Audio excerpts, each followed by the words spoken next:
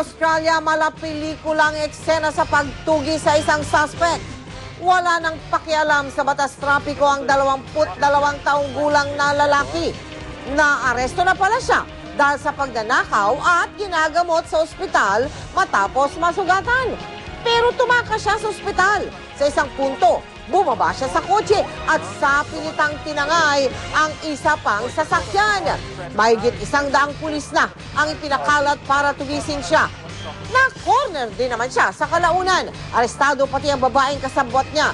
Sa Melbourne naman, kuhang-kuha sa security camera ang pagnanakaw sa isang ATM. Ilang beses sinalpok nung sasakyan ang salamin sa cafe. Pagkatapos, pumasok ang mga suspect at tinangay ang box ng ATM na naglalaman ng pera.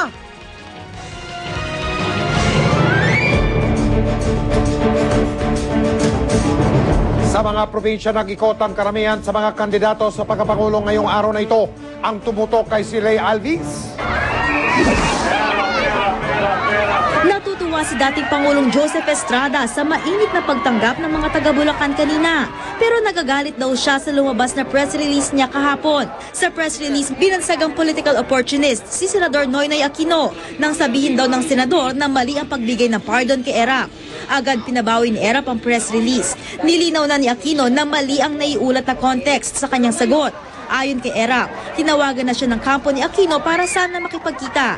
Ang anak naman niyang si Senador Jinggoy, naka-text at nakausap si Chris Aquino. She apologized to me personally, but she did not apologize in behalf of Senator Aquino. Nag-guest speaker naman si Senador Richard Gordon sa pagtitipon ng mga certified public accountants sa Subic.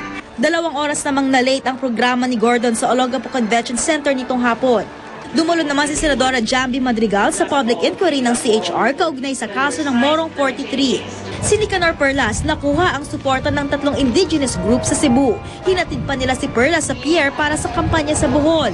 Mga kolehiyo at universidad naman ang sinuyo ni Gibo Teodoro sa Butuan, Agusan del Norte. Nasa Zamboanga City pa rin si Brother Eddie Villanueva. Nakatakda namang makipagpulong ngayong gabi si Senador Manny Villar kay Pastor Apollo Kibuloy sa Davao. Hindi naman natuloy ang pakikipagkita ni Councilor JC De Los Reyes sa Arsobispo ng Batangas. Lay Alves, Nakatutok, 24 Oras.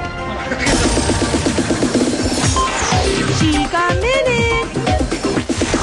Nasa Pilipinas na ang sikat na choreographer sa Hollywood na si Fusion. Makakasama niya mga kapusong star sa bagong Sunday variety show na Party Pilipinas. Makichika tayo kay Nelson Canlas. Bakas ang excitement sa mukha ng mga naglalakihang artista na kasali sa Party Pilipinas. Kagabi nagkaroon ng misa ng pasasalamat lalo't malapit ng masulyapan ang pinakabagong party show sa Kapuso Network. Ito yung isang party na ang buong Pilipinas ay makakasama natin. Lahat ng mga kapuso natin sa buong Pilipinas ay makakasama natin sa isang tanghali hanggang alas 3 ng hapon.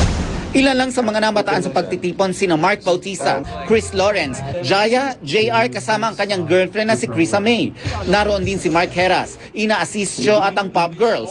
Nakita rin namin sina Raymond Gutierrez at Team Yap. Nagbabalik si Richard Gutierrez sa Sunday afternoon show. Proper timing lang at medyo nakapagpahinga na ako, so I'm ready and I'm looking forward to it.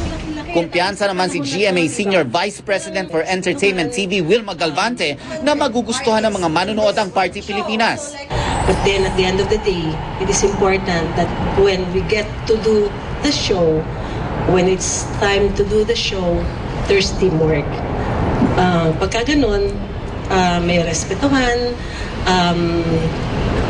makikita mo magtutulungan, at makikita mo rin magiging masaya lahat. Dumating naman kagabi sa bansa ang Hollywood choreographer na si Fusion para makisaya sa Party Pilipinas. Si Fusion ang magiging choreographer ng show.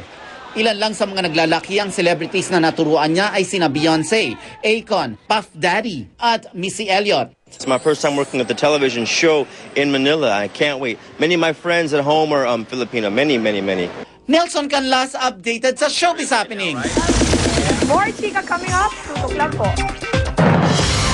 Abangan! Pusa? Paboritong pulutan daw ng mga taga-tayog sa Pangasinan? Sa Colombia, mga aktivistang halos hubad nagprotesta laban sa bullfighting. At Rufa Gutierrez, payag bang makita ni Ilmas Bectas ang kanilang mga anak matapos niyang makuha ang sole custody? Walang